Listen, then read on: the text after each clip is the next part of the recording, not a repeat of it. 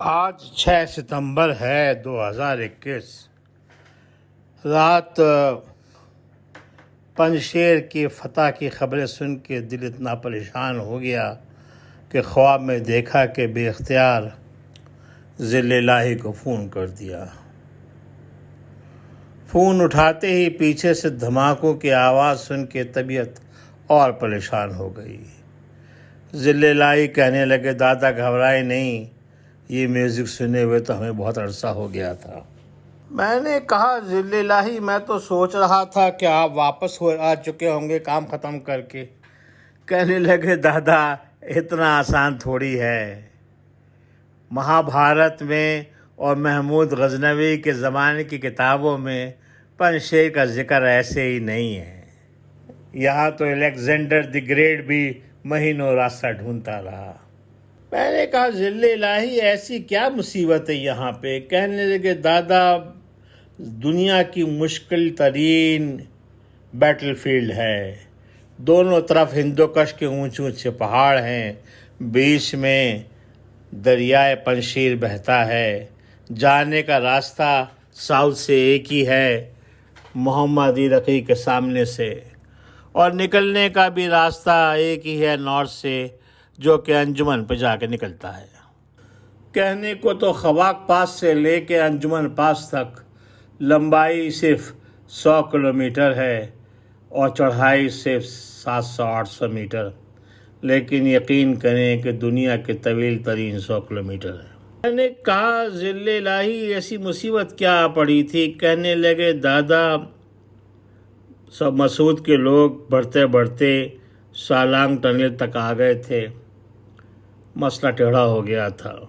کہنے کو تو یہ صرف 2.5 کلومیٹر لمبی ٹنل ہے، لیکن اگر اس پہ قبضہ ہو جاتا تو ازبکستان کا راستہ کابل سے بند ہو جاتا۔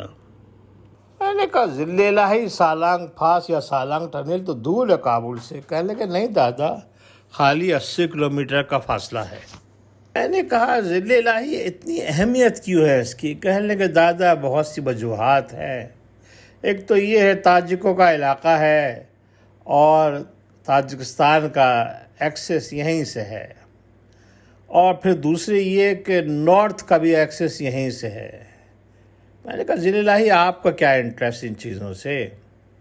کہنے لگے، ہمارا تو ڈائریکٹلی نہیں ہے، چینیوں کا ہے، اس لیے کہ چینیوں کے BRI روٹ تاجکستان سے کابل کا یہیں سے آتا ہے۔ ہمارے لیے تو اس کی اہمیت اس لیے ہے دادا کہ اگر پنجشیر پہ آپ کا قبضہ نہیں ہے تو آپ کا کھوانگ کوریڈور پہ ایکسس ہونے کا کوئی فائدہ نہیں ہے، کیونکہ کھوانگ کوریڈور کے منہ پر جو ہے وہ تقریباً پنجشیر کی ویلی ہے۔ پھر دادا ایک اور بڑی وجہ ہے، زمرد کی کانیں جتنی پنجشیر میں ہیں شاید ہی دنیا میں کہیں ہو۔ کہتے ہیں کہ $1 ٹریلین کا زمرد یہاں پہ موجود ہے۔ میں نے کہا، ذل الہی یہ تو ٹھیک ہے، لیکن یہ کہانیاں تو پورے افغانستانی کے لیے ہیں۔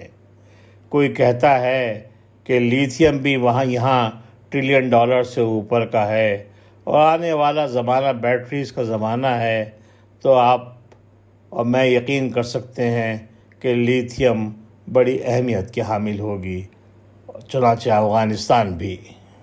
ذل الہی کہنے لگے، آپ ٹھیک کہہ رہے ہیں دادا، چینیوں کا کہنا یہ ہے کہ $3 ٹریلین تو کہیں نہیں گئے دھاتوں سے، لیکن یہ سب خیالی پلاؤ ہیں، جب تک کہ سکون نہ ہو جائے اور مائننگ نہ ہو یہ سب باتیں بیکار ہیں۔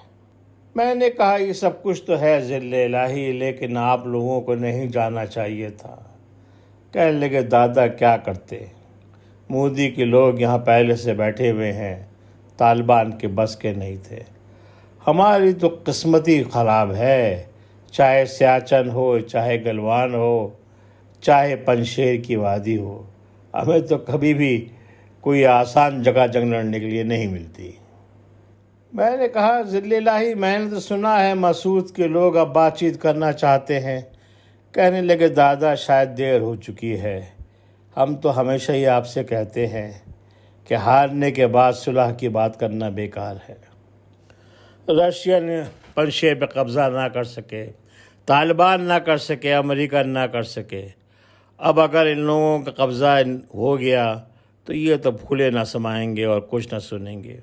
بہرحال ہم اپنی پوری کوشش کریں گے دادا، اس لیے کہ معلوم ہے ہمیں کہ ان پہاڑوں پہ جنگ جیتنا آسان ہے، لیکن اپنی فتح کو برقرار رکھنا بہت مشکل ہے۔ میں نے کہا ذل الہی، اس کا تو مطلب یہ ہوا کہ اگر پنشیر فتح ہو گیا تو مودی غائب ہو جائے گا افغانستان سے۔ کہنے لگے نہیں دادا، ہم نے آپ کو پہلے بھی کہا ہے، افغانی توپ سے لڑ سکتا ہے، ڈالر سے نہیں۔ مودی کا بہت نقصان ہو گیا ہے، جب تک زندہ رہے گا ڈالر پھونکتا رہے گا افغانستان کے اندر۔ میں نے کہا ذل الہی، جان کی امان پاؤں تو ایک سوال کروں؟ بولے بصر چشم۔ میں نے کہا میں نے سنا ہے رشین کچھ اتنے خوش نہیں ہیں۔ کہنے لگے ہاں دادا، بات تو ٹھیک ہے آپ کی، لیکن کیا کرتے، ہمارا آنا بہت ضروری تھا۔ یا تو روس کی مانتے یا چین کی مانتے، چین کی بات ماننا ہمارے لیے بہت ضروری ہے، آپ دعا کیجئے گا۔ یہ کہتے ان کی آواز میں لرزش تھی، جس کو محسوس کر کے میری آنکھ کھل گئی۔ بہت شکریہ نعمان۔